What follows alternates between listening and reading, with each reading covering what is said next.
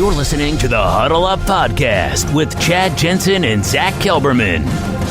Join Broncos Country's deep divers at milehighhuddle.com and sound off. And now it's time to drop some knowledge. Okay, guys, welcome in. We are live. I'm just going to let this breathe for a second, make sure the stream is good.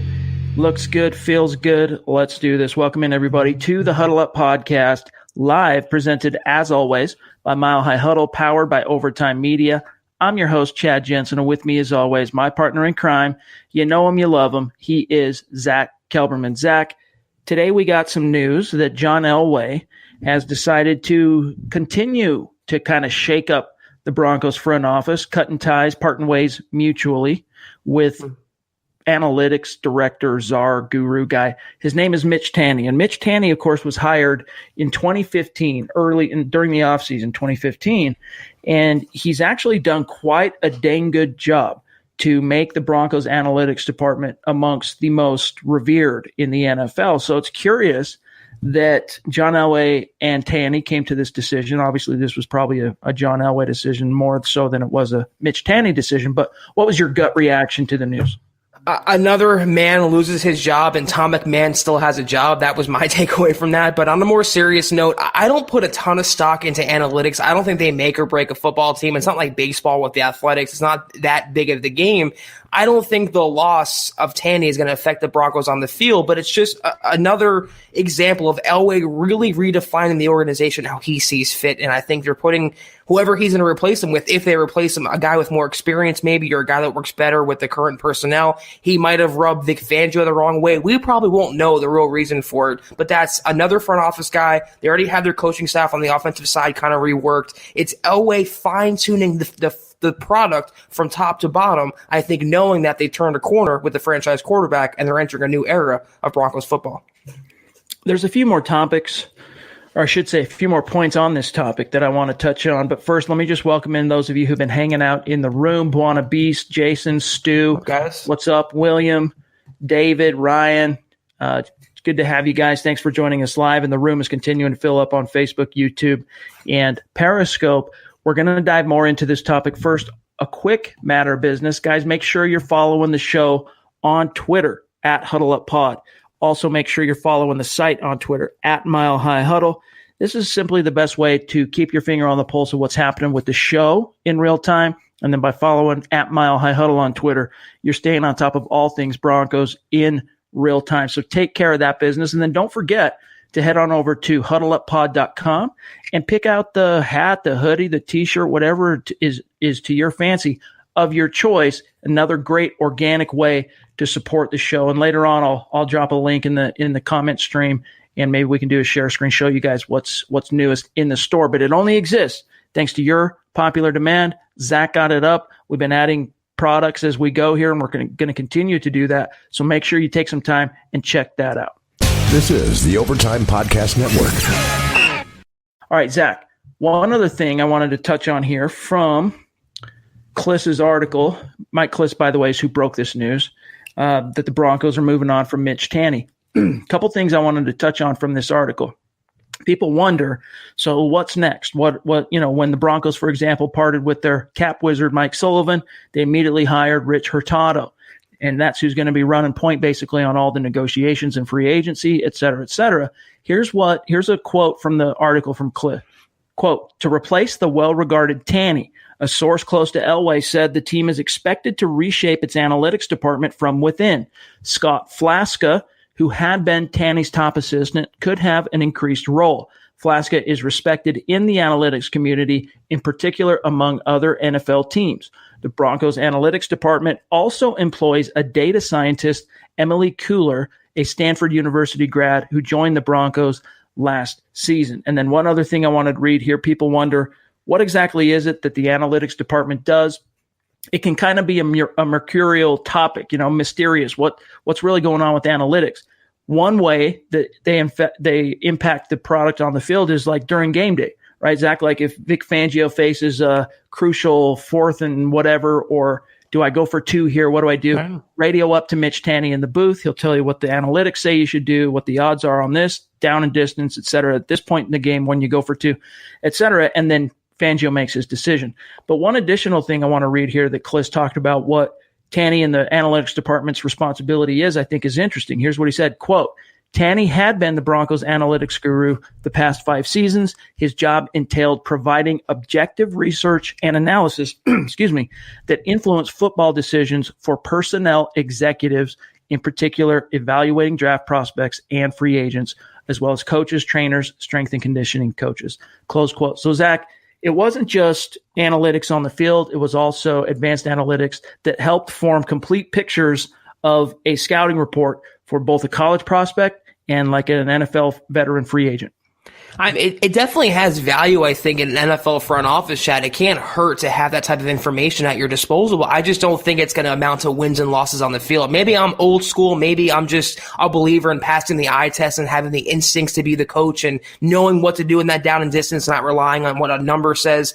I don't think the loss of Tanny or how they're going to reshape the department, though, is going to affect the Broncos on the field. They have bigger fish to fry and ultimately a bigger key factor in Drew Lock this season that has to step up and make the difference between, being another non-playoff season or being a playoff team again. So they're going to overcome this. I look at it more as just Elway kind of really fine-tuning and taking control of what he thinks has led to the Broncos' deficiencies the last couple seasons. It's just curious, and you think about, or I ask myself this, why now? Why is Elway shaking things up in the front office?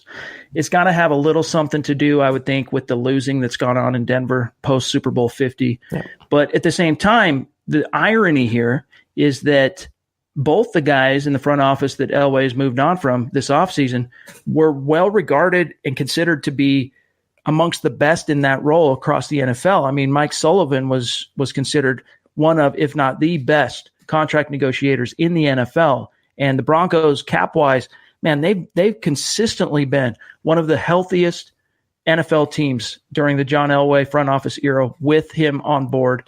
Hardly ever, and only until post-Super Bowl 50 were they carrying any dead cap. I mean, John Elway hardly ever had dead cap, and that's thanks to Mike Sullivan. And the same can be said for Mitch Tanny in terms of how respected the Broncos analytics department is league-wide. And it is curious because I used to take that perspective as well, Zach, that analytics were kind of much ado about nothing.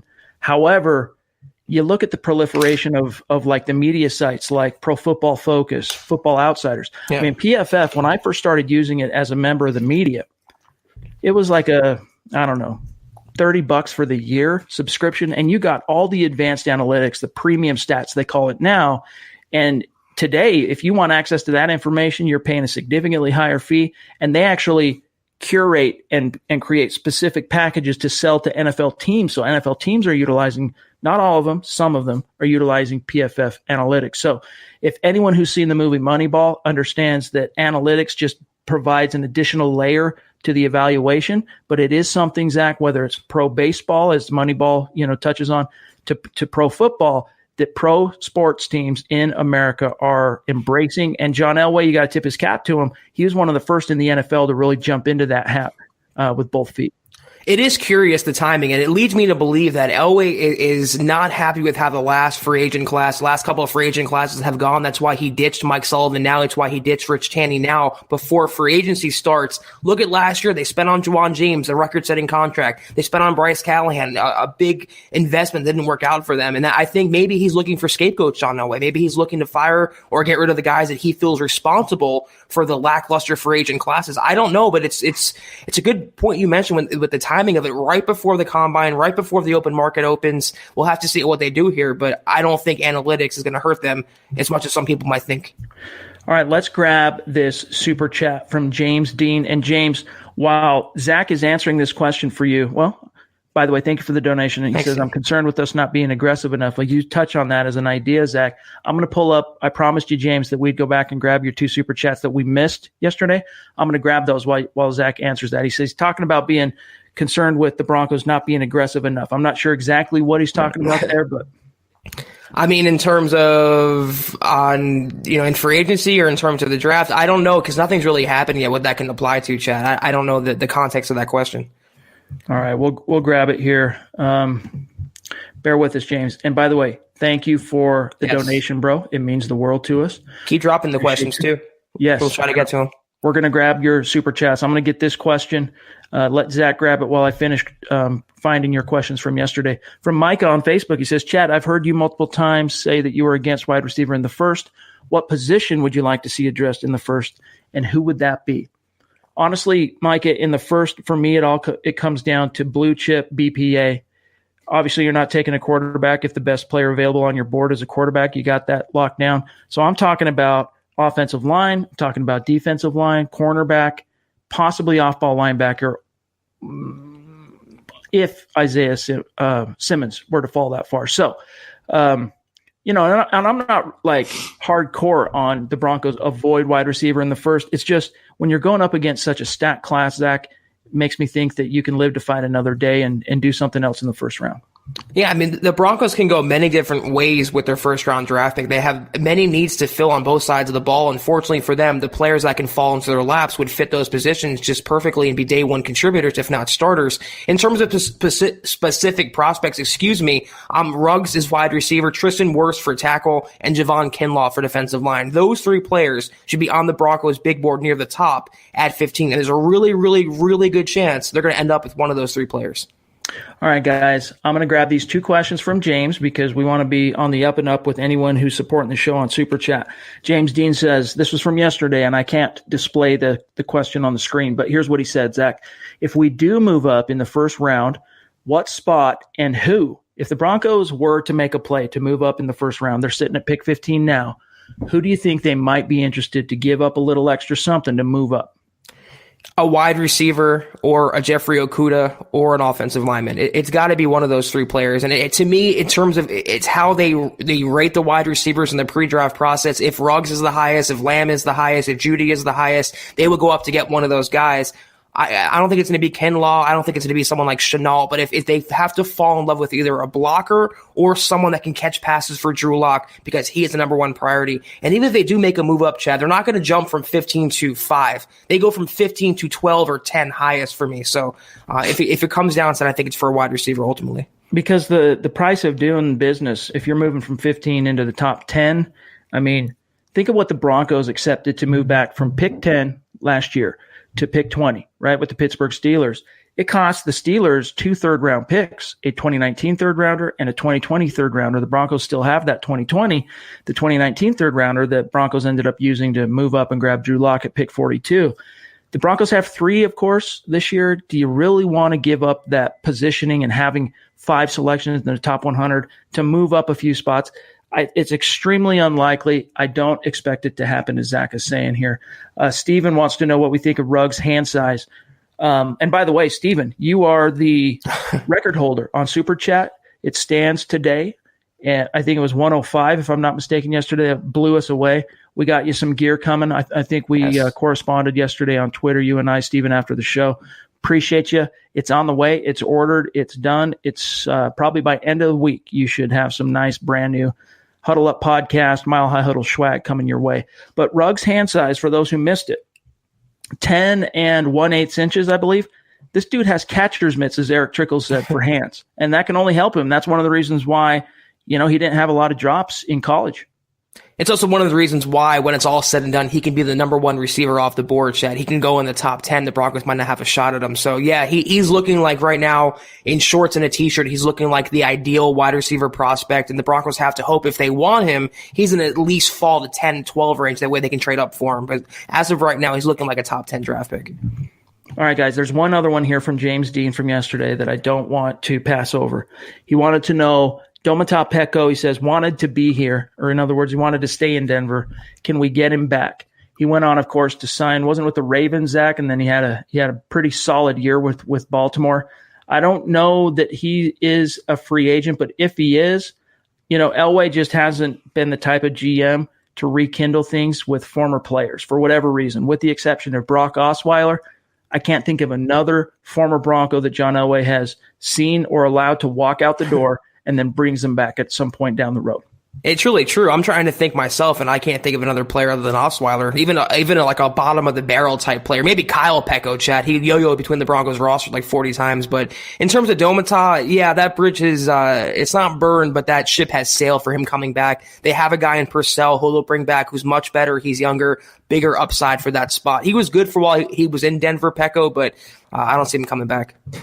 Joel on YouTube says, why isn't anyone talking about Kendall Fuller from Kansas City? It's a salient point. This isn't the first time I've been asked this, but for whatever reason, Bashaud Breeland has got more juice right now. And as far as the two corners the Chiefs had last year that are hitting free agency this year, I wouldn't be opposed to Kendall Fuller, but he'd be more of a second wave free agent, in my opinion, than I would. I mean, there's a reason Bashaud Breeland is being talked about before Kendall Fuller.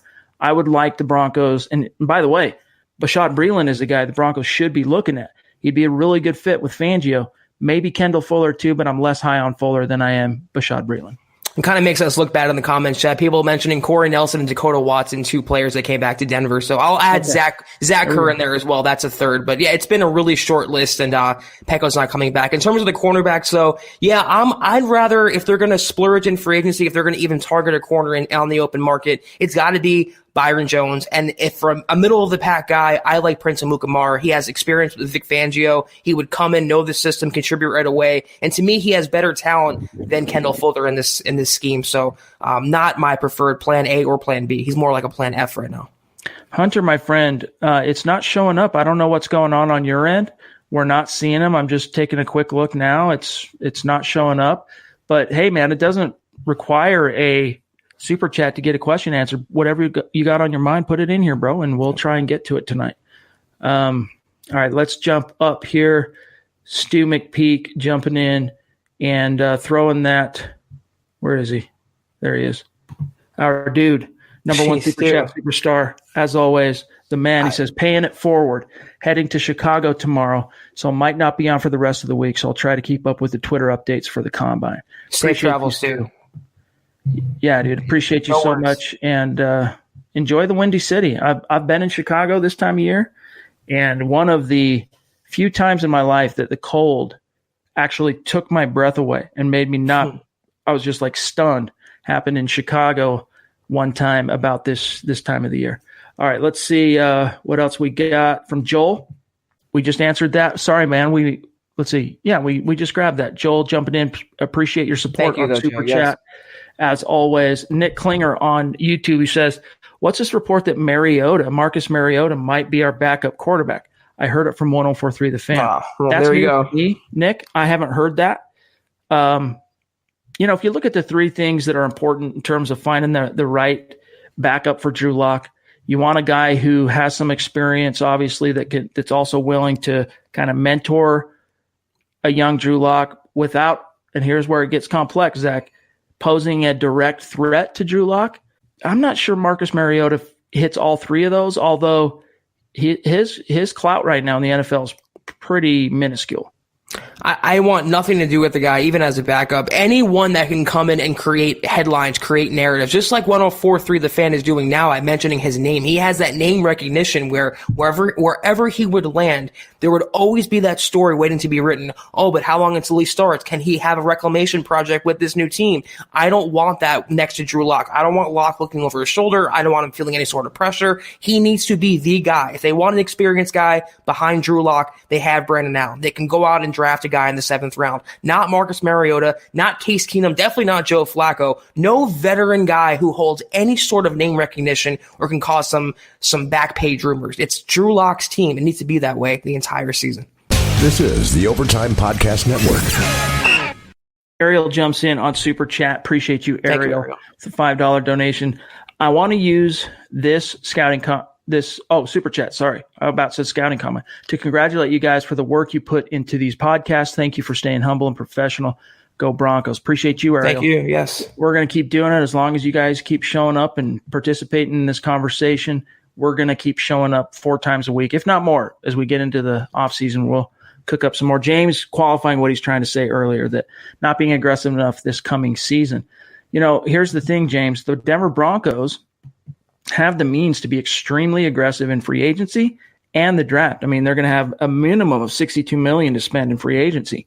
We've talked about this before, but if you dial back to 2014, everybody thinks of Elway's crowning achievement, aside from Peyton Manning, in free agency as being that 2014 class that was DeMarcus Ware, TJ Ward, Aqib Talib, Emmanuel Sanders. Elway made all that hay with those four guys with $30 million in cap space. The Broncos are starting off with 62. Two other moves, Flacco, Leary, they get upwards of $80 million in cap space. So financially, they have the means to be a big-time player on the free agent market. And then, Zach, they have 12 picks in this coming draft, 5 of which I think this is the third time I've said it, in the top 100. If this isn't the year the Broncos really show some aggression in terms of swinging for the fences, both free agency and the draft, they might not ever get a better chance. And they're this close. They've stacked 2 draft classes back-to-back now. If they can do one more, it could be what this team needs to officially get over the hump, climb back out of the cellar. I mean, Elway talked about bouncing off the bottom. We feel like we're on the rise again finally. Stacking one more draft class and one more free agent class could be the missing ingredient to complete the rebuild. I would even wager to say, Chad, the Broncos have been aggressive already. I mean, firing your offensive coordinator after only one season, replacing him with a quarterback guru in Pat Shurmur, then getting his right-hand man as a quarterback's coach, that's an aggressive move. And to your point, I do think Elway feels they're that close, and it's a new day in Broncos football. I mean, not only do they have the money to spend, the draft picks to spend, they have a franchise quarterback leading the team finally. No retreads, no Band-Aids. They finally have a young nucleus of talent they're building around, and Elway knows they're a couple players away. They finally have the coaching staff. They're a couple players away from getting over that hump and going back to the playoffs. So that's why I feel if there's going to be a year they trade up, it's going to be this year. If there's going to be a year they blow a lot of cap space on high-priced free agents, it's this year. They have the means and they have the need. And I think those two factors will coalesce this offseason. Hunter, it's just not showing up on our end, bro. I don't know what the deal is. Maybe reach out to me privately by email, milehighhuddle@gmail.com. I can put in a ticket to YouTube and ask them what's going on there, but it's just not coming through, buddy. I don't know what to say on that. That's a first for us. Let's grab this one here from Suede Cordova. He says, why are there rumors of franchise tagging Justin Simmons instead of creating a long-term deal? The answer is that's just kind of one of the tools that front offices use. It's to secure that long-term deal because look at how Elway's used the franchise tag. In every case, in all 4 times that he has franchise tagged a player in the spring, that player is then re-signed to a long-term deal and doesn't actually play on the franchise tag by the time the season starts. And if Simmons does indeed get franchise tagged, the reason behind it is Elway wants to remove him from the pot, from the open market, so outside teams can't muddy the water. He's locked into the Broncos, and then it buys him that window of time to negotiate with Simmons' camp for a long-term deal. It's nothing to worry about. Right. Even if they do place the tag on him, and it's not really a rumor because Simmons himself has said he expects the Broncos to place a tag on him, they would have until July 15th under the current CBA terms to negotiate a long-term deal. It's plenty of time. One way or the other, he'll be playing for the Broncos this season, and he'll be making a lot of money, regardless if it's a one-year deal or a multi-year deal. But I'm with Chad. I think it will get hammered out, but just don't be worried if you place this franchise tag. It's just a means to an end for an NFL team. It's just a tool. That's all it really is. Terry jumps in up in Canada, proving as always that Broncos country is not a geographic location. It is a state of being. He says, hey guys, do you think Marcel Darius is a fit if the Jags release him? And thank you for the donation, Terry. We appreciate you as always, my friend. Thank you.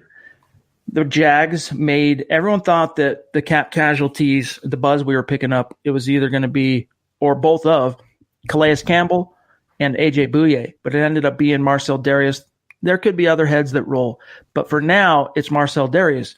Do you see him being a fit? Now, the Broncos famously passed up on him to draft Von Miller in 2011, and he's talked about it publicly, how much that stuck in his craw, that he should have gone to Denver, was expecting to go to Denver. The Broncos passed on him, et cetera, et cetera. But do you see him as a potential fit this time around? I don't, and if there's any former Buffalo Bill defensive tackle that I want, Chad, it's Jordan Phillips. I don't want Marcel Darius. I think his best days are behind him. He has some attitude issues, some injury concern issues, and the Broncos can do much better either on the open market or through the draft, restocking the defensive line. Number one priority is either re-signing Shelby Harris or Derek Wolfe first. It is an arms race, Zach. I saw that new record on Super Chat TG. Goodness gracious. the new champion on Super Chat, the new leader in the clubhouse. I literally take my hat off to you. Thank you. Yeah, that floors us, bro. That is crazy. You've been a long time supporter. I mean, ever since I don't know how long you've been listening to the podcast, but I know that ever since we started taking this show live, each and every episode, you've been consistent, diligent viewer, listener, supporting the show on Super Chat with the comments, being a part of the community. And this just takes it over the top, brother. I don't know what else to say, man. We appreciate you so much. There's no words. Reach out to us also. If we didn't send you any gear, we'll for sure take care of you. TG, milehighhuddle@gmail.com. We want to send you a little thank you. It's the least we can do to show our appreciation for you, my friend. So please don't forget to do that. Let's hook up here. Let's grab Joel again. He says, how good do you guys think Dalton Reisner could be? I do think he's also an important piece for us the next couple of years. Dalton Reisner, he's already good. Pro Bowl. He's already Pro Bowl caliber. Yeah. Now, if he doesn't suffer that ankle injury down the stretch, there's a good chance he ends up as a Pro Bowl alternate as a rookie, in my opinion. Didn't work out for him that way, kind of lost some momentum toward the end. And I don't know if it's the ankle, the rookie wall, whatever you want to call it, but he's going to be 1 year older and wiser by the time 2020 rolls around. I don't think it's outside the bounds of the plausible, Zach, to kind of pencil him in as a future Pro Bowl guy for this team. I think he's a perennial all-pro, Chad. I think I don't want to say Hall of Famer quite yet, but he was a plug-and-play day one starter. He just had that feel, didn't he, of being just an instant impact player, an instant Pro Bowl type talent. He is going to be the future of the Broncos O-line the next 10 years. And it's not crazy to venture to say he could be in the Ring of Fame one day, Chad. He's that good. He has that much potential. And his story is just so rad. The fact that he's Colorado born and bred from Wiggins. I mean, Wiggins is out on the plains, a little bit closer to Kansas, but it's still Colorado. And, that's not true that it's closer to Kansas, but it's out on the plains. And either way, he grew up a Broncos fan. Phenomenal story.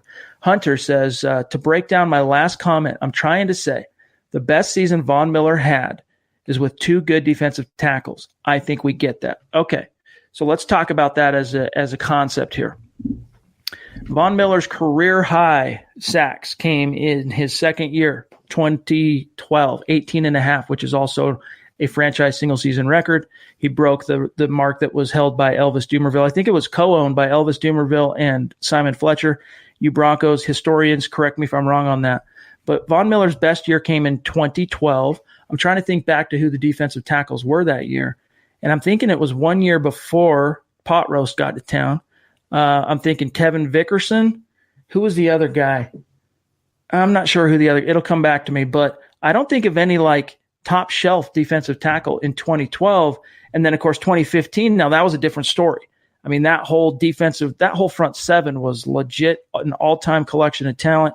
He had the likes of Sylvester Williams, former first-round pick, started at nose tackle in the Super Bowl, Derek Wolfe, Malik Jackson. So if that's what you're talking about, Hunter, 2015, as the tackles, in a 3-4 defense, let's just say defensive tackle type players, that makes sense. But Von Miller's paid to get those sacks regardless of who is lined up inside of him or between him and Bradley Chubb, Zach. Fully agree with you. And I'm not saying he has to get 20 sacks a year, but for what he's making, which is franchise quarterback money, he needs more than 8 sacks. He needs to be in the double digits every single season, regardless of Chubb's injury, regardless of the personnel around him. He's being paid to be a premier pass rusher. He needs to perform like a premier pass rusher. It would help to have pocket pushers. That's why I want to still keep on DeMarcus Walker. I want Draymond Jones to get some burn. That's why I want Shelby Harris to come back. But he needs to do his job, Von Miller. You can blame it on the injury, you can blame it on his weight gain, whatever, but he needs to do his job better because it didn't cut it last season. This is the Overtime Podcast Network. That's just the truth, you guys. We expect more from Von Miller and charge it to whatever you want. Vic Fangio's scheme, getting a little bit older, whatever. No Bradley Chubb. I don't know. He just needs to step it up. Kareem Gomez, I almost called you Kareem Jackson, says, what should we expect from Bradley Chubb next season? Zach, what do you think? I think a bounce back. I mean, obviously, Bradley Chubb showed what he's capable of in his rookie season, and he was, I think, going to be primed to have a good sophomore campaign. But 10 sacks, 12 sacks should always be the floor for someone like Bradley Chubb, working opposite a guy like Von Miller. Chubb also has that talent, and he has the potential to be the next Von Miller for the Broncos. So I'm looking for a nice bounce back, 30-year campaign, fully healthy for Bradley Chubb. I'm looking for 12 sacks out of the gates. I'm still pissed off that he received next to no accolades for what he produced as a rookie in 2018. I mean, he is literally in the thinnest of air. He is amongst the elite of all-time NFL sack artists. 10 other players ever have had 12 or more sacks in their rookie season. He was only 2.5 away from the all-time record, and he couldn't get Defensive Player of the Year. Went to the Chargers safety. Derwin James. Derwin James, thank you. I almost called him Edgerrin James. I'm mixing up names here tonight, like left and right. Anyway, Bradley Chubb, he's going to come back. I think you'll see him kind of get out to a little bit of a slow start as the Broncos put him on a little bit of a pitch count to work him back in and not get too greedy. But come the middle of the season and down the stretch, he's going to be a phenomenal tool for this team. Mark jumps in on Super Chat with a $5 donation. Thank you, Mark. I don't mind donating to people that work for a living like myself. # state of being. And Wadman shot his wad. He sucks. The look on Chad's face. Mark, we corresponded, of course, after the fact yesterday. You got some gear coming your way. Already been put in the order. Should probably get it by the end of the week, my friend. We appreciate you. Yes. And thanks for keeping us smiling and grinning on this show. Always, added some levity. We appreciate it. Ron, you as well, my friend. We corresponded on email yesterday. We got a shirt coming your way. Appreciate your support on Super Chat. It means the world to us. He says, who is your dream wide receiver in free agency and the draft? I also read about Bears-Broncos possible joint practices and training camp. Thoughts and takeaways on this? Well, let's start with the first one, Zach. For me, it would be the dream, and I'm not predicting this. It'd probably be Amari Cooper in terms of what's available right now. Right. But I don't want to pay $20 million for a wide receiver. So if you could get Amari Cooper for, 12, 13 million bucks a year, okay, I'll talk, but that's just not going to happen. So that would be the dream, though, to answer your question, Ron. Free agency, that's free agency. The draft, I think Ruggs would be the dream. I mean, but it's sounding like, look, those mitts, right? He's got 10 1/8 inch hands. It's phenomenal. And if he runs as fast in the 40 as they think he's going to run, he's probably going to be the first receiver off the board, Zach. Yeah, I'm with you. Amari Cooper is far and away. It's not a great wide receiver free agent class this year, but he's far and away the best on the open market. But I don't really want to sign him for the reasons we laid out yesterday's pod. We're not going to take up more time doing that. In the draft, it's way more subjective, but this will come down to how they test and which receivers fit the Broncos system the best. It could be Jerry Jeudy. It could be CeeDee Lamb. It could be Henry Ruggs. I think when it's all said and done, though, the best receiver in the draft, testing-wise, come the draft, will be Ruggs or CeeDee Lamb. So either one would be the dream scenario. And if the Broncos can get one of them, they're in really good shape. And for what it's worth, Shenault, if he runs 4.4 or even slightly, like if he gets into the 4.3s, he'll give Ruggs a run for his money for the number one receiver off the board. Like NFL teams will be going crazy with what they could possibly do with a player that dynamic. He checked in pretty heavy for a wide receiver today in the measurements. By the way, guys, go check out the winners and losers from the quarterbacks, tight ends, wide receivers measurements today. The article that Eric Trickle published at milehighhuddle.com. Go check that out. The second component, though, to what Ron was saying, Zach, about the joint practices. So we learned also today from Mike Kliss that Vic Fangio, it sounds like they are requesting joint practices with the Bears in the training camp this coming summer. As far as takeaways, it's just simply a comfort thing. Like Fangio, all of his old acquaintances and players and coaching friends and whatnot is Chicago, and they're just trying to make that magic together this summer. Yeah, Bryce Callahan against his former team, maybe Prince Amukamara against his former team, obviously Fangio and Donatel. It's just for familiarity, like Chad said. You're practicing against an opponent that's a little more simulation to a game rather than just a regular practice between your own teammates. Like they've done with the 49ers last couple of years, it doesn't make much of a difference going into the regular season. It's more of a fun thing they do during the summer.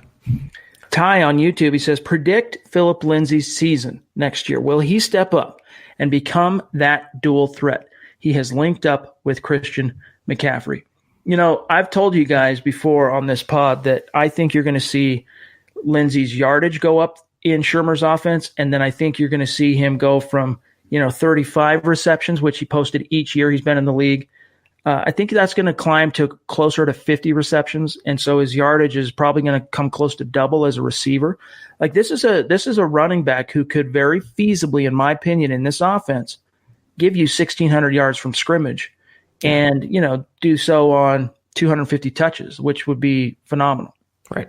Hey, it's way too early to put, numbers or statistic projections on Phillip Lindsay. The only things I will say, though, he'll be a better pass catcher, and I think you'll see more of the game-changing, game-breaking plays you saw from him as a rookie that were kind of gone last year. That's what I can predict for Phillip Lindsay in Pat Shurmur's system. More of a game-breaking player, the staple of the offense, the one, not the 1A running back, better pass catcher out of the backfield, and putting up more points on the scoreboard for Denver.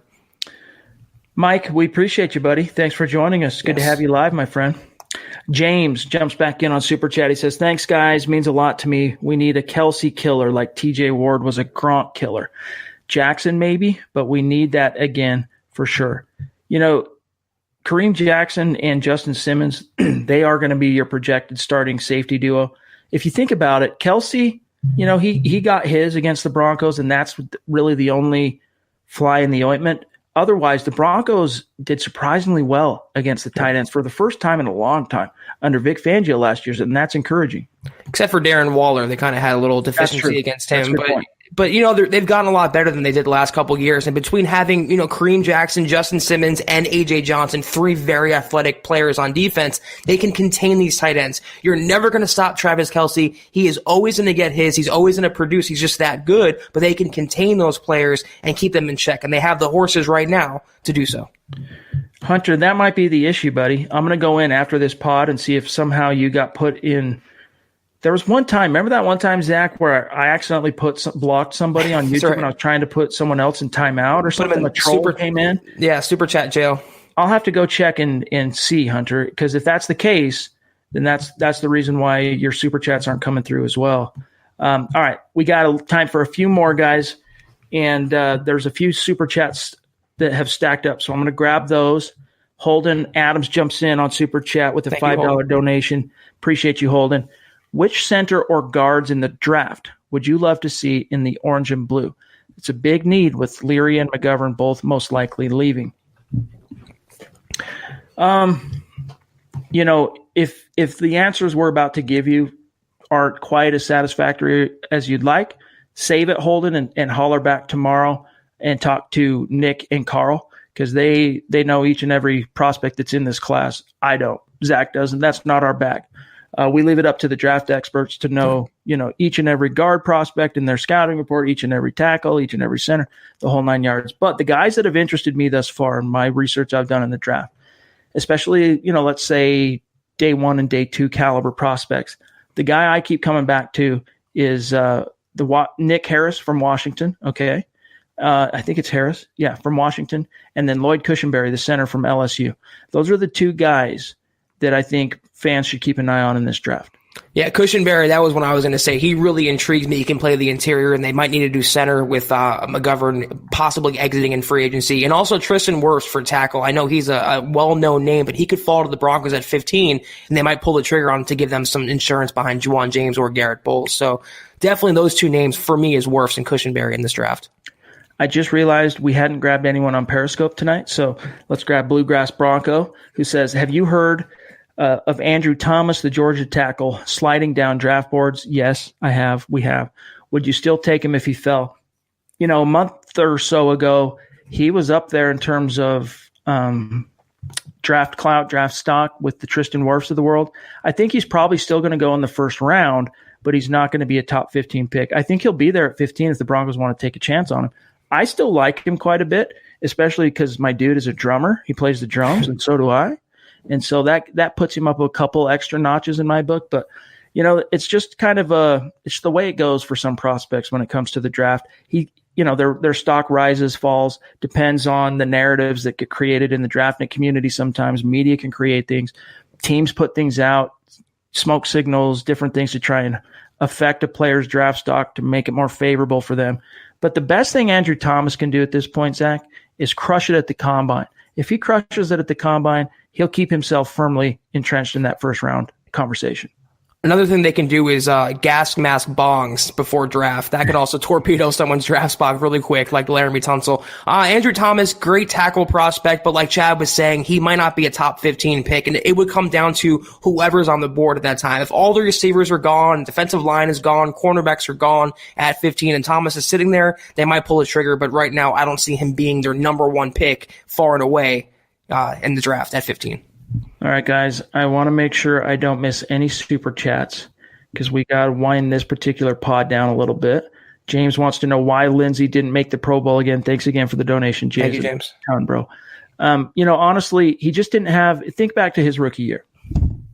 Lindsey was producing from whatever it was, week 10 on, it was explosive play after explosive play. Think about that Cincinnati game where he went for like $160, a couple touchdowns, and both touchdowns were long jumps. They weren't just goal line touchdowns. And if you're honest with yourself about his 2019 body of work, Zach, he just didn't have as many flash plays as he did the year before. And there were a lot of running backs this year that had prolific production that frankly deserved it more than Philip Lindsay. And I think Philip Lindsay would probably be the first one to tell you that. Like, it just wasn't his second year just wasn't as good as his first year, but it doesn't mean that his third year can't be better than either. I think he's building up steam. You got to get the right offensive coordinator in there. I think Shermer is the right guy. I think you're going to see him set career high in rushing yards this year and receptions.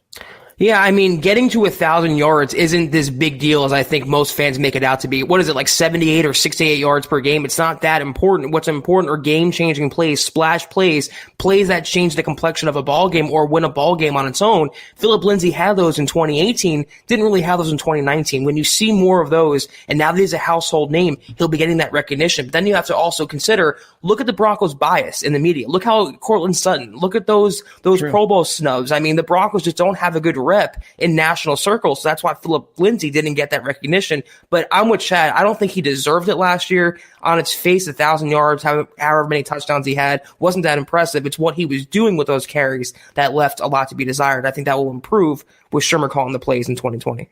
Yeah, and don't take that like we're insulting the Colorado kid. We're not. Like, his second year just wasn't quite as prolific and explosive as his rookie year. But it'll come back. Don't worry about Philip Lindsay. He's one of, 3 or 4 running backs in Broncos history. Think of all the 1,000-yard rushers in the Mike Shanahan resume, right, in Denver. Philip Lindsay joins, I believe it's Mike Anderson, Terrell Davis, Clinton Portis. Okay, that's pretty dang good company to be in as the only running backs to post back-to-back 1,000-yard seasons, back-to-back. So that if that doesn't put him in a class all his own and kind of hint at what's to come, I don't know what else will. Hunter jumps in on Super Chat, $5 donation. Thank you, Honor. Appreciate you, bro. Orange hat is sick. Hey, dude, I'll get one made up and put on the merch store just for you, my friend. Any rumors from the weigh-ins at the Combine? Not so much, although it was interesting, Zach. I don't know if I'm sure you saw this. Joe Burrow saying, I don't know, these small hands, man. I'm contemplating retirement. That was funny. That is like, the draft guys, they take every little thing so seriously, right? And some draft guys can be a little sanctimonious about all the minuscule weigh-ins and what they mean and how it applies. And I know NFL teams, it's a part of the evaluation. They factor it all in. But look at what, for example, and I quote tweeted this after the fact, but look at Jared Goff, 9-inch hands, went number 1 overall. He's had a pretty, he's trending down a little bit, but look at his first few years in the league. He's been a stud, led his team to the Super Bowl. Drew Lock, 9-inch hands, didn't have the biggest hands either. And there's certain, what do you worry about hand size for when it comes to a quarterback? Gripping it in cold and wet weather, that's it. And I think it's overblown, and I'd like to see it stop being such a big part in terms of deciding someone's draft stock, especially at the quarterback level, unless we're talking freakishly small hands. But 9-inch, dude, that's still a big mitt. If you, do this, okay? Here's how they measure. Let me get my hand in the frame. Measure from this pinky to the tip of this thumb. Whatever that is, if you got 9-inch hands, you should have been a quarterback. I don't put too much stock in that either, Chad. In terms of gripping a football, that's why they make gloves nowadays. So in terms of quarterbacks, you can have 8.5-inch hands, 9-inch hands. You can still be a really good quarterback. And look at Drew Lock. He proves that point. He has the arm. He has everything you want in a franchise QB, but he has what are quote-unquote smaller hands. Burrow is going to be a fantastic pro, and I love self-deprecation too. The fact that he's poking fun at himself, he earned more points in my book for that. TG jumps back in with another donation, wow. $20 this time. Appreciate you, bro. Thank you. Zach, that earns another donation. CD or rug, love both those guys. Thank you, TG. Appreciate you, brother. Jonathan jumps in from New Mexico, $5 donation. See you, Jonathan. Appreciate you. Love from New Mexico. Keep up the great content. Appreciate you, brother. Sir. And by the way, Stu is the all-time leader in the clubhouse. When it comes to the support of this podcast, Stu has been, I mean, he's put his, for lack of a better term, his money where his mouth's at. You know, he's supporting the cause. We've never asked him to do that, and yet he does it out of the kindness of his heart and the passion for his team and this podcast. So, Stu, you're number one in our hearts, my friend. You know that. Stu, the OG. The OG indeed. We got to do these ones rapid fire because we're running out of time. I just want to make sure I'm not missing anyone here. Okay, I'm not. So these last three, no more can be taken. Let's grab Andrew, my dog. He jumps in, $5 donation. Thank you, Andrew. Appreciate you, bro. Gun to your head. Do the Broncos make the playoffs next year? The Chiefs being Super Bowl champs suggests we'll need a wild card and a good record. Gun to my head, and I honestly don't believe it's orange-colored glasses. Yes, they make. I'm with you. I think the Broncos will make it with a 10-6 record if Drew Lock pans out and stays healthy. Gun to my head right now. Joseph jumps in, $5 donation. Thank you, Joseph. Thank you, Joseph. First time catching y'all live. Keep it up, fellas. Does Elway get fired if Drew is a bust? Well, Elway, I mean, he'd have to bust pretty hard in order for it to be obvious and evident that he's a bust. I don't think you're going to see that happen. But if it did happen, Elway's got 2020 and 2021 left on his deal. Probably a good chance. Yeah, I mean, because if Drew busts, that means the Broncos continue to flail and they continue to be a cellar dweller. Even though last year they finished second in the AFC West, yada, yada, yada. But sub 500 records, if that continues, put it this way, he probably doesn't get re-upped because of his importance to the organization and being the face and figurehead of this team since 1983. Joe Ellis and that Pat Bowlen Trust, they probably find a, political way to do Mutual. it. Yeah, so it's saved some face for the greatest player in team history. But, yeah, I would say yes. I'm with you. That's a great point, Chad, about his contract. He can weather Drew Lock busting this season in his first full season as a starter, but next season, if the Broncos go, let's say, 5-11, 6-10, and Drew Lock is healthy, and they don't miss the playoffs, and all those other things don't work out, I think they will come to terms with parting and going their separate ways. They won't fire him for the reasons that Chad said. They'll dress it up and make it seem like it was a mutual thing. But if Drew Lock doesn't pan out, Elway will not get another contract with Denver. Mile High Truth jumps in and this is a quick aside, and we'll grab Chris here. Elway is untouchable. In many ways, he is. I mean, not many GMs can survive 4 consecutive seasons of missing the playoffs, 3 of which you're losing seasons, sub 500. But Elway's cred and clout, not only as a former player and a Hall of Famer and all that, but let's face it, he brought a world championship to this organization as a front office czar. Bottom some additional rope. It bought him a honeymoon phase that most GMs probably wouldn't get. So in that sense, yes, he is untouchable. If it came to a point where, Joe Ellis felt like a change needed to be made, all we're saying is they're probably going to find a diplomatic way to do it to preserve his image, to preserve his reputation within the fan base, even though for some, they've already soured. It's a minority and a fraction in Broncos country. But last year, Zach, when the Broncos started 0-4, how many calls for Elway's head were we going with on this podcast, on social media? So you can't put anything past it. But yeah, I don't think it's going to happen either way. Drew Lock, I agree with Elway. They've bounced off the bottom, and Drew Lock, I think, is the truth. All right, Chris, last one, guys, then we're getting out of here. Appreciate your donation, bro. Thank you, Chris. I have nothing to say. Just wanted to say, go, Steve. What am I missing here? What's go, Steve? Steve Baumgartner. Oh, yes. If that's, I'm assuming one of our big super chat supporters. Yep. Steve set the record yesterday, and TG broke it. Biggest individual super chat today. Blows our mind. Every day I pinch myself. I get done with this. I talk to my wife. We're so lucky to be able to do this for you guys, and your support just means the world to us. Guys, we got to do it. It's got to do it for today's episode of the Huddle Up Podcast. As always, thank you for joining the show. Make sure you are following the appropriate social media accounts, especially on Twitter. Make sure you're following us at Huddle Up Pod.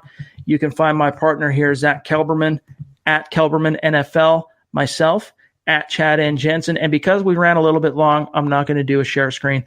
But make sure you head on over to huddleuppod.com, huddleuppod.com, and check out the merch store, guys, because that's just another organic way to support what we're doing here. and get yourself some good-looking swag, okay, and support the cause.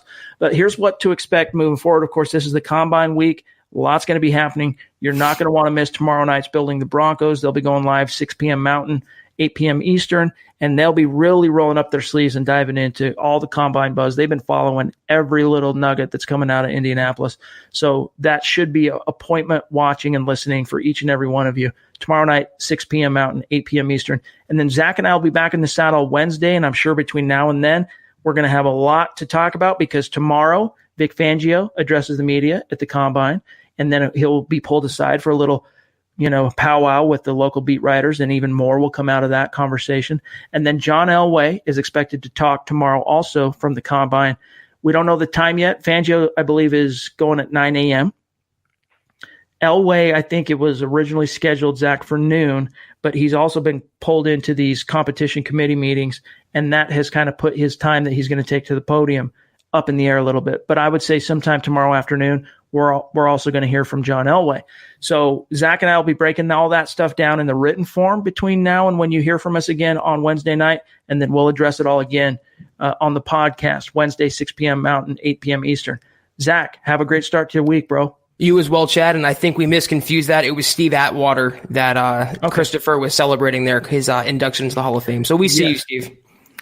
Both Steves. First names, it just goes over my head. But still, Steve Baumgartner, you're the man. Stu, you're the man. TG, Machiavelli, wherever you are, dog. I don't know if you'll probably listen to this after the fact. You guys are at the very top. Mark Langley, Ron, all you guys. Everyone. If I don't mention you, we love you, and your support means the world to us. But we got to get out of here for now, guys. For Zach Kelberman, I'm Chad Jensen. We'll talk to you Wednesday night. You've been listening to the Huddle Up Podcast. Join Broncos Country's deep divers at milehighhuddle.com to keep the conversation going.